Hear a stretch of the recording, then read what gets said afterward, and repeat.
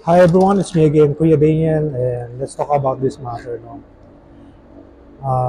2 days ago, President Duterte was arrested by our very own PNP, and doon sa ginawa ni General Torre, medyo parang actually, trabaho naman niya. Medyo, hindi ko na nagustuhan, parang ang angas ng dating. No? Pero wala namang problema sa akin yun. Bahala na sila doon. So, here's the point, no? Ang droga kasi, matindi yan. Lahat gagawin para maibenta yan. Diba? Gagamit at gagamit ka ng maraming tao para mabenta mo yung supplies na ginawa mo as a drug lord. Ngayon, kahit saan ka magpuntang drug factory, yung mga shabu-shabu na yan, may mga baril doon. Hindi mawawala yung baril na yan. Ngayon, sa tingin mo, pag nilusob ba ng mga pulis yan, hindi ba sila makikipagbarilan? Of course, makikipagbarilan yung mga yan. So, ibig sabihin din, may mamamatay. Di ba? Kasi kahit anong hold your fire ng mga pulis, may magpapaputok at magpapaputok sa kabilang side. So, syempre, bilang matinong mamamayanan ng Pilipinas, mas dapat isipin natin yung karapatan ng mga pulis. Kasi yung mga pulis na yan, sa atin yan. Panig sa tama yan. Except na natin yung i-exempt natin yung mga pulis na gumagawa ng mali. Dito na lang tayo sa gumagawa ng tama. Makikipagpatayan yan. So I believe na President Duterte, inutusan niya talaga yung mga pulis ito. Napatayin niyo yung mga taong pumapalag. Okay? Na may mga barel.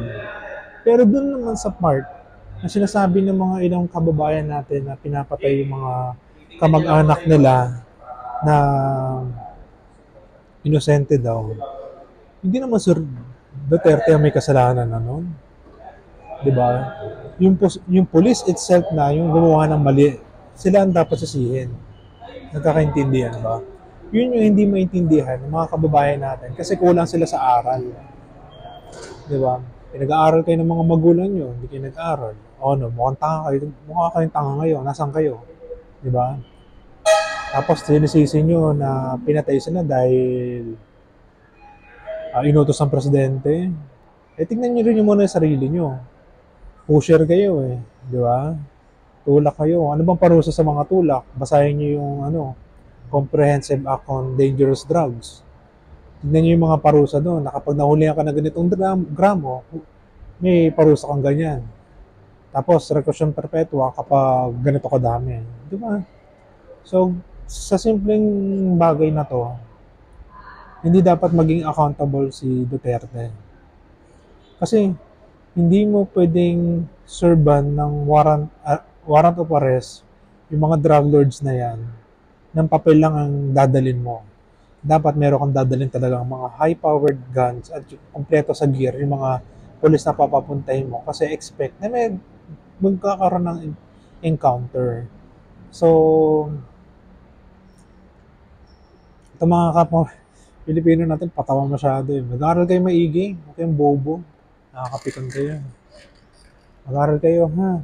Basahin niyo yung batas. Sabi nga sa, dagdag ko lang, Article 3 of the Civil Code of the Philippines, ignorance of the law excuses no one from compliance therewith. So, obligasyon ng bawat Pilipino na malaman yung batas. Kaya meron ng official gazette, di ba? Kasi ina-announce nila yung mga batas. Kaya nga meron tayong Facebook, ina-announce din nila yan doon. And kaya nga tayo may internet para makapag-research tayo regarding sa mga bagay na hindi natin alam. Kaya nga merong Google, di ba? So, gamitin natin yung resources natin para matuto tayo. Hindi tayo yung pag napatay yung kamag-anak natin, sasabihin nyo kagad, justice for ganyan. Justice ay tumigil sa droga. Di ba? Yung droga nakakasira ng pamilya yan. Di ba? Imagine niyo kung ako magdadrugs. Itong tabang itong tabang to, gaganon yan. Kaya huwag tayong magpakabobo, ha? Huwag bobo mga Pilipino.